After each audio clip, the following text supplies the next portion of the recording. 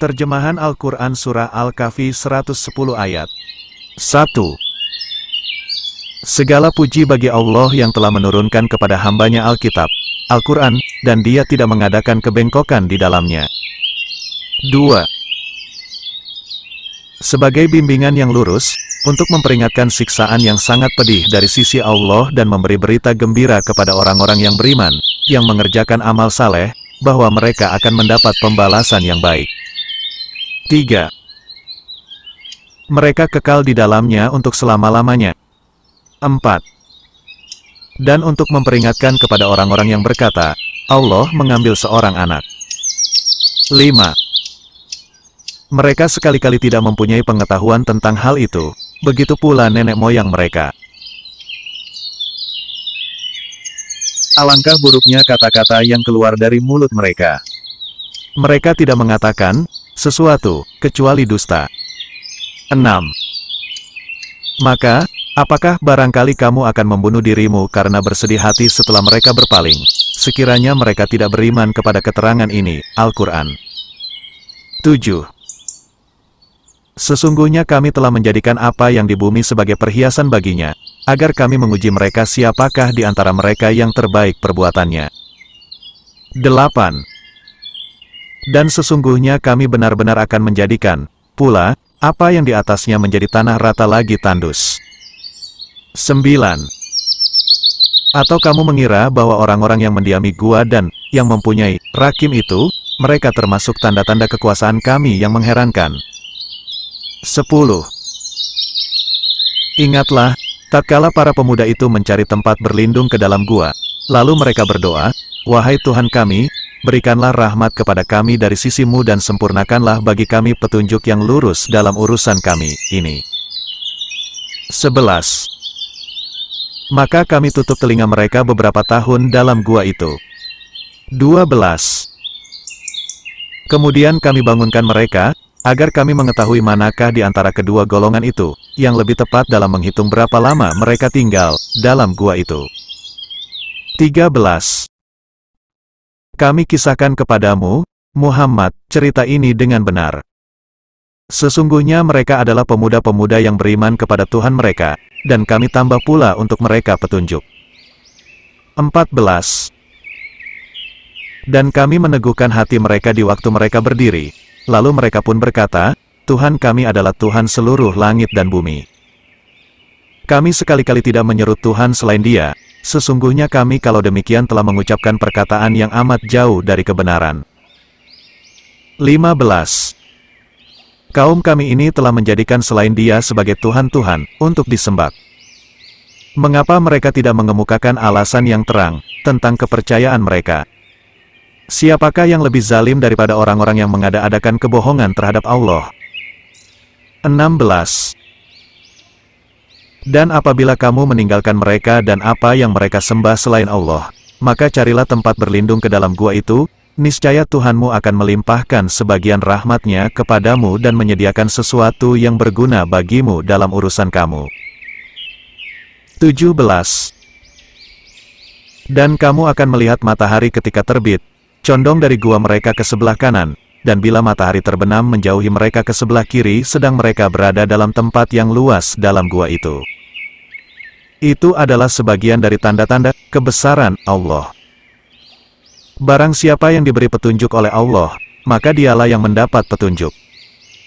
Dan barang siapa yang disesatkannya, maka kamu tidak akan mendapatkan seorang pemimpin pun yang dapat memberi petunjuk kepadanya. 18. Dan kamu mengira mereka itu bangun, padahal mereka tidur. Dan kami balik-balikan mereka ke kanan dan ke kiri, sedang anjing mereka mengunjurkan kedua lengannya di muka pintu gua. Dan jika kamu menyaksikan mereka tentulah kamu akan berpaling dari mereka dengan melarikan diri dan tentulah, hati, kamu akan dipenuhi oleh ketakutan terhadap mereka. 19. Dan demikianlah kami bangunkan mereka agar mereka saling bertanya di antara mereka sendiri. Berkatalah salah seorang di antara mereka, sudah berapa lamakah kamu berada di sini? Mereka menjawab, kita berada di sini, sehari atau setengah hari. Berkata, yang lain lagi, Tuhan kamu lebih mengetahui berapa lamanya kamu berada di sini. Maka suruhlah salah seorang di antara kamu untuk pergi ke kota dengan membawa uang perakmu ini, dan hendaklah dia lihat manakah makanan yang lebih baik, maka hendaklah ia membawa makanan itu untukmu, dan hendaklah ia berlaku lemah lembut dan janganlah sekali-kali menceritakan halmu kepada seorang pun. 20. Sesungguhnya jika mereka dapat mengetahui tempatmu, niscaya mereka akan melempar kamu dengan batu, atau memaksamu kembali kepada agama mereka, dan jika demikian niscaya kamu tidak akan beruntung selama-lamanya. 21. Dan demikian, pula kami mempertemukan manusia dengan mereka, agar manusia itu mengetahui bahwa janji Allah itu benar, dan bahwa kedatangan hari kiamat tidak ada keraguan padanya. Ketika orang-orang itu berselisih tentang urusan mereka, orang-orang itu berkata, dirikan sebuah bangunan di atas gua mereka, Tuhan mereka lebih mengetahui tentang mereka. Orang-orang yang berkuasa atas urusan mereka berkata, sesungguhnya kami akan mendirikan sebuah rumah peribadatan di atasnya. 22. Nanti, ada orang yang akan mengatakan, jumlah mereka adalah 3 orang, yang keempat adalah anjingnya, dan yang lain mengatakan, jumlah mereka adalah 5 orang, yang keenam adalah anjingnya, sebagai terkaan terhadap barang yang gaib. Dan yang lain lagi mengatakan, jumlah mereka 7 orang, yang kedelapan adalah anjingnya. Katakanlah, Tuhanku lebih mengetahui jumlah mereka. Tidak ada orang yang mengetahui bilangan mereka kecuali sedikit. Karena itu janganlah kamu, Muhammad, bertengkar tentang hal mereka, kecuali pertengkaran lahir saja, dan jangan kamu menanyakan tentang mereka, pemuda-pemuda itu, kepada seorang pun di antara mereka. 23. Dan jangan sekali-kali kamu mengatakan tentang sesuatu, sesungguhnya aku akan mengerjakan ini besok pagi. 24. Kecuali dengan menyebut insya Allah. Dan ingatlah kepada Tuhanmu jika kamu lupa, dan katakanlah, mudah-mudahan Tuhanku akan memberiku petunjuk kepada yang lebih dekat kebenarannya daripada ini. 25. Dan mereka tinggal dalam gua mereka 300 tahun dan ditambah 9 tahun lagi. 26. Katakanlah, Allah lebih mengetahui berapa lamanya mereka tinggal di gua. Kepunyaannya lah semua yang tersembunyi di langit dan di bumi. Alangkah terang penglihatannya dan alangkah tajam pendengarannya. Tak ada seorang pelindung pun bagi mereka selain daripadanya. Dan dia tidak mengambil seorang pun menjadi sekutunya dalam menetapkan keputusan. 27. Dan bacakanlah apa yang diwahyukan kepadamu, yaitu kitab Tuhanmu, Al-Quran. Tidak ada seorang pun yang dapat merubah kalimat-kalimatnya.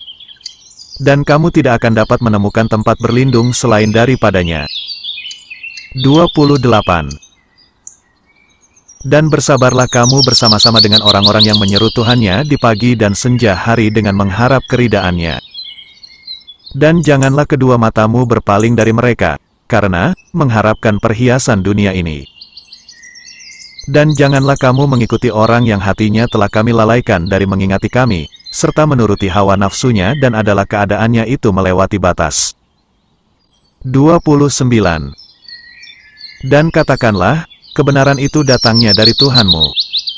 Maka barang siapa yang ingin beriman, hendaklah ia beriman, dan barang siapa yang ingin kafir, biarlah ia kafir. Sesungguhnya kami telah sediakan bagi orang-orang zalim itu neraka, yang gejolaknya mengepung mereka. Dan jika mereka meminta minum, niscaya mereka akan diberi minum dengan air seperti besi yang mendidih yang menghanguskan muka. Itulah minuman yang paling buruk dan tempat istirahat yang paling jelek. 30. Sesungguhnya mereka yang beriman dan beramal saleh, tentulah kami tidak akan menyia-nyiakan pahala orang-orang yang mengerjakan amalannya dengan yang baik. 31. Mereka itulah orang-orang yang bagi mereka surga Aden mengalir sungai-sungai di bawahnya. Dalam surga itu mereka dihiasi dengan gelang emas dan mereka memakai pakaian hijau dari sutera halus dan sutera tebal, sedang mereka duduk sambil bersandar di atas dipan-dipan yang indah. Itulah pahala yang sebaik-baiknya, dan tempat istirahat yang indah. 32.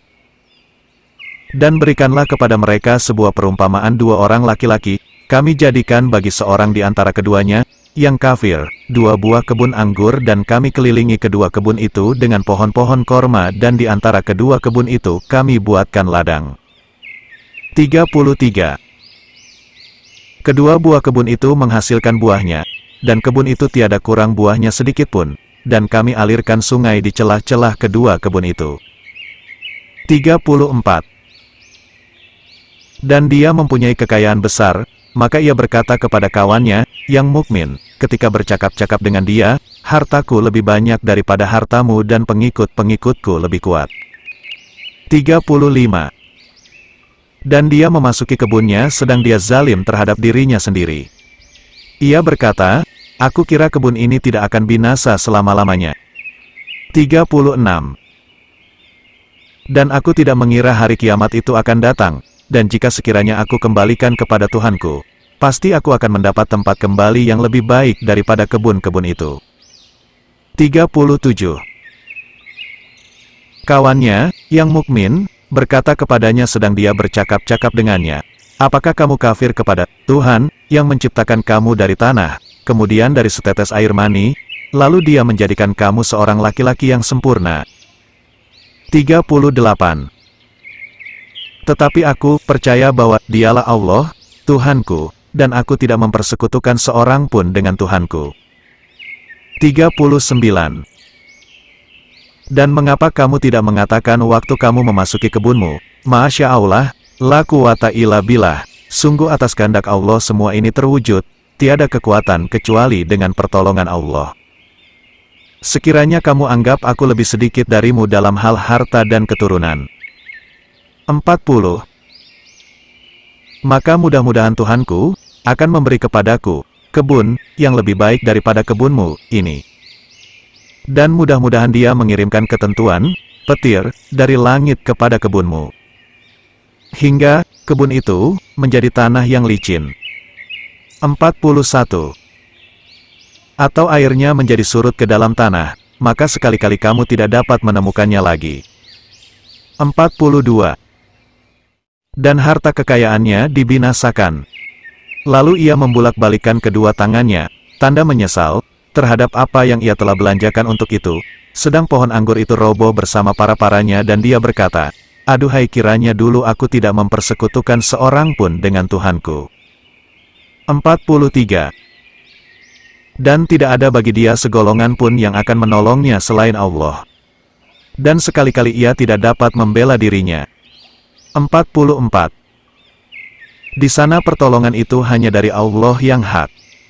Dia adalah sebaik-baik pemberi pahala dan sebaik-baik pemberi balasan. 45. Dan berilah perumpamaan kepada mereka, manusia, kehidupan dunia sebagai air hujan yang kami turunkan dari langit, maka menjadi subur karenanya tumbuh-tumbuhan di muka bumi, kemudian tumbuh-tumbuhan itu menjadi kering yang diterbangkan oleh angin. Dan adalah Allah, Maha Kuasa atas segala sesuatu. 46. Harta dan anak-anak adalah perhiasan kehidupan dunia, tetapi amalan-amalan yang kekal lagi saleh adalah lebih baik pahalanya di sisi Tuhanmu serta lebih baik untuk menjadi harapan. 47. Dan, ingatlah, akan hari, yang ketika itu, kami perjalankan gunung-gunung dan kamu akan dapat melihat bumi itu datar dan kami kumpulkan seluruh manusia, dan tidak kami tinggalkan seorang pun dari mereka. 48.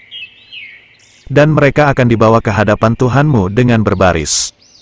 Sesungguhnya kamu datang kepada kami, sebagaimana kami menciptakan kamu pada kali yang pertama. Bahkan kamu mengatakan bahwa kami sekali-kali tidak akan menetapkan bagi kamu waktu, memenuhi perjanjian. 49. Dan diletakkanlah kitab, lalu kamu akan melihat orang-orang bersalah ketakutan terhadap apa yang tertulis di dalamnya, dan mereka berkata, aduhai celaka kami, kitab apakah ini yang tidak meninggalkan yang kecil dan tidak pula yang besar, melainkan ia mencatat semuanya. Dan mereka dapati apa yang telah mereka kerjakan ada, tertulis. Dan Tuhanmu tidak menganiaya seorang jua pun. 50. Dan, ingatlah, ketika kami berfirman kepada para malaikat, sujudlah kamu kepada Adam, maka sujudlah mereka kecuali iblis. Dia adalah dari golongan jin, maka ia mendurhakai perintah Tuhannya. Patutkah kamu mengambil dia dan turunan-turunannya sebagai pemimpin selain daripadaku, sedang mereka adalah musuhmu? Amat buruklah iblis itu sebagai pengganti dari Allah bagi orang-orang yang zalim. 51. Aku tidak menghadirkan mereka, iblis dan anak cucunya, untuk menyaksikan penciptaan langit dan bumi dan tidak pula penciptaan diri mereka sendiri. Dan tidaklah aku mengambil orang-orang yang menyesatkan itu sebagai penolong. 52. Dan, ingatlah akan hari, yang ketika itu, dia berfirman, serulah olehmu sekalian sekutu-sekutuku yang kamu katakan itu. Mereka lalu memanggilnya tetapi sekutu-sekutu itu tidak membalas seruan mereka dan kami adakan untuk mereka tempat kebinasaan, neraka. 53. Dan orang-orang yang berdosa melihat neraka, maka mereka meyakini bahwa mereka akan jatuh ke dalamnya dan mereka tidak menemukan tempat berpaling daripadanya. 54. Dan sesungguhnya kami telah mengulang-ulangi bagi manusia dalam Al-Quran ini bermacam-macam perumpamaan. Dan manusia adalah makhluk yang paling banyak membantah. 55.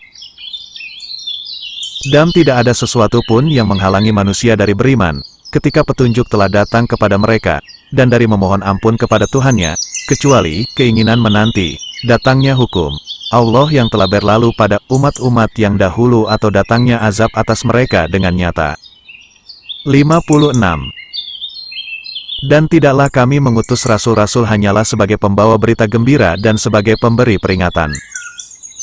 Tetapi orang-orang yang kafir membantah dengan yang batil agar dengan demikian mereka dapat melenyapkan yang hak, dan mereka menganggap ayat-ayat kami dan peringatan-peringatan terhadap mereka sebagai olok-olokan. 57.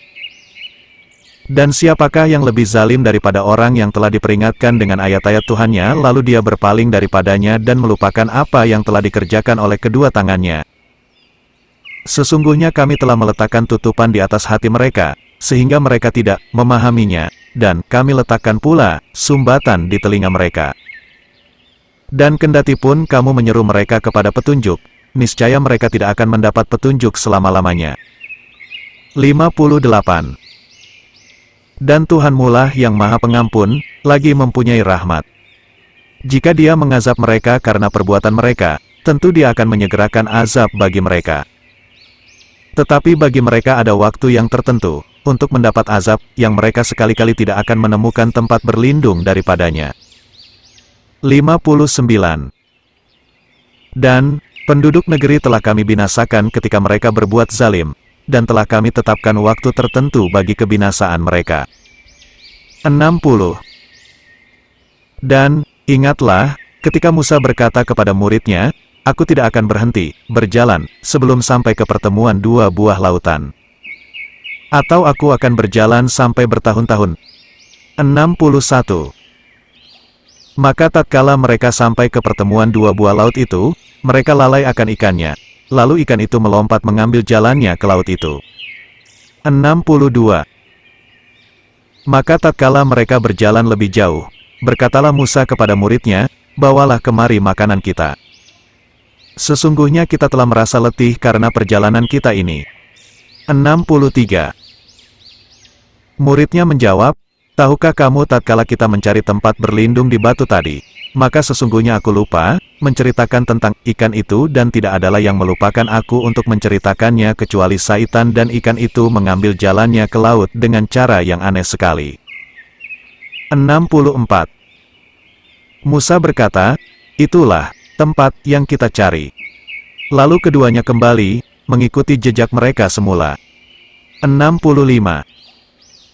Lalu mereka bertemu dengan seorang hamba di antara hamba-hamba kami, yang telah kami berikan kepadanya rahmat dari sisi kami, dan yang telah kami ajarkan kepadanya ilmu dari sisi kami. 66. Musa berkata kepada Khidir, bolehkah aku mengikutimu supaya kamu mengajarkan kepadaku ilmu yang benar di antara ilmu-ilmu yang telah diajarkan kepadamu? 67. Dia menjawab, sesungguhnya kamu sekali-kali tidak akan sanggup sabar bersama aku. 68. Dan bagaimana kamu dapat sabar atas sesuatu yang kamu belum mempunyai pengetahuan yang cukup tentang hal itu? 69. Musa berkata, insya Allah kamu akan mendapati aku sebagai orang yang sabar, dan aku tidak akan menentangmu dalam sesuatu urusan pun. 70. Dia berkata, jika kamu mengikutiku, maka janganlah kamu menanyakan kepadaku tentang sesuatu apapun, sampai aku sendiri menerangkannya kepadamu. 71. Maka berjalanlah keduanya, hingga tatkala keduanya menaiki perahu lalu Khidir melobanginya. Musa berkata, mengapa kamu melobangi perahu itu? Akibatnya kamu menenggelamkan penumpangnya. Sesungguhnya kamu telah berbuat sesuatu kesalahan yang besar. 72. Dia, Khidir, berkata, bukankah aku telah berkata, sesungguhnya kamu sekali-kali tidak akan sabar bersama dengan aku. 73. Musa berkata, janganlah kamu menghukum aku karena kelupaanku dan janganlah kamu membebani aku dengan sesuatu kesulitan dalam urusanku. 74. Maka berjalanlah keduanya, hingga tatkala keduanya berjumpa dengan seorang anak, maka Khidir membunuhnya. Musa berkata, mengapa kamu membunuh jiwa yang bersih, bukan karena dia membunuh orang lain? Sesungguhnya kamu telah melakukan suatu yang mungkar. 75. Khidir berkata, bukankah sudah kukatakan kepadamu, bahwa sesungguhnya kamu tidak akan dapat sabar bersamaku? 76. Musa berkata, jika aku bertanya kepadamu tentang sesuatu sesudah kali ini, maka janganlah kamu memperbolehkan aku menyertaimu, sesungguhnya kamu sudah cukup memberikan uzur padaku. 77. Maka keduanya berjalan, hingga tatkala keduanya sampai kepada penduduk suatu negeri, mereka minta dijamu kepada penduduk negeri itu. Tetapi penduduk negeri itu tidak mau menjamu mereka. Kemudian keduanya mendapatkan dalam negeri itu dinding rumah yang hampir roboh, maka Khidir menegakkan dinding itu. Musa berkata, jikalau kamu mau, niscaya kamu mengambil upah untuk itu. 78. Khidir berkata, inilah perpisahan antara aku dengan kamu. Kelak akan kuberitahukan kepadamu tujuan perbuatan-perbuatan yang kamu tidak dapat sabar terhadapnya. 79. Adapun bahtera itu adalah kepunyaan orang-orang miskin yang bekerja di laut, dan aku bertujuan merusakkan bahtera itu, karena di hadapan mereka ada seorang raja yang merampas tiap-tiap bahtera. 80. Dan adapun anak muda itu, maka keduanya adalah orang-orang mukmin, dan kami khawatir bahwa dia akan mendorong kedua orang tuanya itu kepada kesesatan dan kekafiran. 81. Dan kami menghendaki, supaya Tuhan mereka mengganti bagi mereka dengan anak lain yang lebih baik kesuciannya dari anaknya itu dan lebih dalam kasih sayangnya kepada ibu bapaknya. 82. Adapun dinding rumah adalah kepunyaan dua orang anak yatim di kota itu, dan di bawahnya ada harta benda simpanan bagi mereka berdua, sedang ayahnya adalah seorang yang saleh. Maka Tuhanmu menghendaki agar supaya mereka sampai ke kedewasaannya dan mengeluarkan simpanannya itu, sebagai rahmat dari Tuhanmu. Dan bukanlah aku melakukannya itu menurut kemauanku sendiri.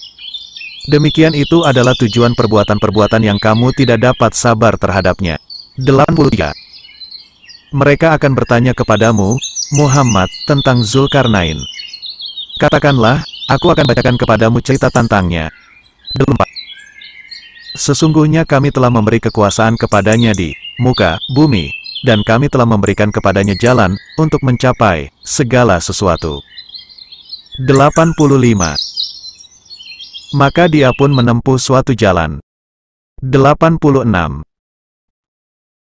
Hingga apabila dia telah sampai ke tempat terbenam matahari, dia melihat matahari terbenam di dalam laut yang berlumpur hitam, dan dia mendapati di situ segolongan umat. Kami berkata, hai Zulkarnain, kamu boleh menyiksa atau boleh berbuat kebaikan terhadap mereka. 87. Berkata Zulkarnain, adapun orang yang aniaya, maka kami kelak akan mengazabnya, kemudian dia kembalikan kepada Tuhannya, lalu Tuhan mengazabnya dengan azab yang tidak ada taranya. 88. Adapun orang-orang yang beriman dan beramal saleh, maka baginya pahala yang terbaik sebagai balasan, dan akan kami titahkan kepadanya perintah yang mudah dari perintah-perintah kami. 89. Kemudian dia menempuh jalan yang lain. 90. Hingga apabila dia telah sampai ke tempat terbit matahari, sebelah timur, dia mendapati matahari itu menyinari segolongan umat yang kami tidak menjadikan bagi mereka sesuatu yang melindunginya dari cahaya matahari itu. 91. Demikianlah. Dan sesungguhnya ilmu kami meliputi segala apa yang ada padanya. 92. Kemudian dia menempuh suatu jalan yang lain lagi. 93. Hingga apabila dia telah sampai di antara dua buah gunung, dia mendapati di hadapan kedua bukit itu suatu kaum yang hampir tidak mengerti pembicaraan. 94. Mereka berkata, "Hai Zulkarnain, sesungguhnya Yajuj dan Majuj itu orang-orang yang membuat kerusakan di muka bumi, maka dapatkah kami memberikan sesuatu pembayaran kepadamu, supaya kamu membuat dinding antara kami dan mereka?" 95. Zulkarnain berkata, "Apa yang telah dikuasakan oleh Tuhanku kepadaku terhadapnya adalah lebih baik, maka tolonglah aku dengan kekuatan manusia dan alat-alat, agar aku membuatkan dinding antara kamu dan mereka." 96. Berilah aku potongan-potongan besi, hingga apabila besi itu telah sama rata dengan kedua puncak gunung itu, berkatalah Zulkarnain, "Tiuplah api itu." Hingga apabila besi itu sudah menjadi merah seperti api, dia pun berkata, "Berilah aku tembaga yang mendidih, agar aku kutuangkan ke atas besi panas itu." 97. Maka mereka tidak bisa mendakinya dan mereka tidak bisa pula melobanginya. 98. Zulkarnain berkata, "Ini dinding adalah rahmat dari Tuhanku, maka apabila sudah datang janji Tuhanku, dia akan menjadikannya hancur luluh. Dan janji Tuhanku itu adalah benar." 99. Kami biarkan mereka di hari itu bercampur aduk antara satu dengan yang lain, kemudian ditiup lagi sangkakala, lalu kami kumpulkan mereka itu semuanya. 100. Dan kami nampakkan jahanam pada hari itu kepada orang-orang kafir dengan jelas.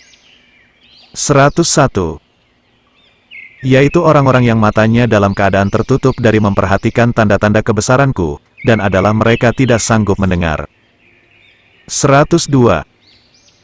Maka apakah orang-orang kafir menyangka bahwa mereka dapat mengambil hamba-hambaku menjadi penolong selain aku?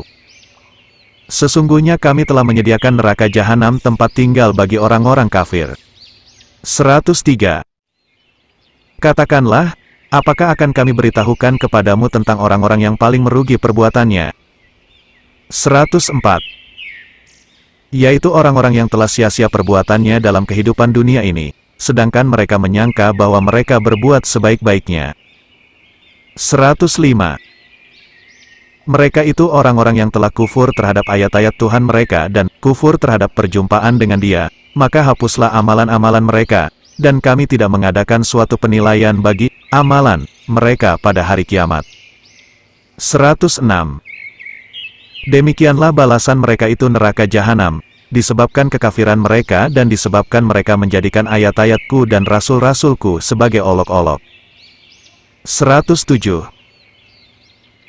Sesungguhnya orang-orang yang beriman dan beramal saleh, bagi mereka adalah surga Firdaus menjadi tempat tinggal. 108. Mereka kekal di dalamnya, mereka tidak ingin berpindah daripadanya. 109. Katakanlah, sekiranya lautan menjadi tinta untuk menulis kalimat-kalimat Tuhanku, sungguh habislah lautan itu sebelum habis ditulis kalimat-kalimat Tuhanku, meskipun kami datangkan tambahan sebanyak itu pula. 110. Katakanlah, sesungguhnya aku ini manusia biasa seperti kamu, yang diwahyukan kepadaku, bahwa sesungguhnya Tuhan kamu itu adalah Tuhan yang esa. Barang siapa mengharap perjumpaan dengan Tuhannya, maka hendaklah ia mengerjakan amal yang saleh dan janganlah ia mempersekutukan seorang pun dalam beribadat kepada Tuhannya.